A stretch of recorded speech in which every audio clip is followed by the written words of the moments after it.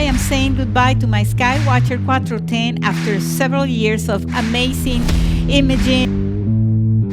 It's time to bring Celestron Rasa 11. This is a cutting-edge telescope designed exclusively for astrophotography.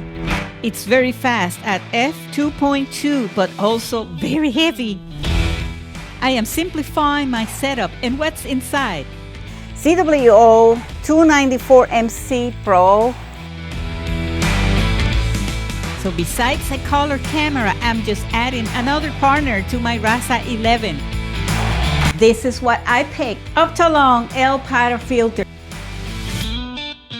It's a great filter for color cameras and it reduces the halos around the stars. Stay tuned for the upcoming videos.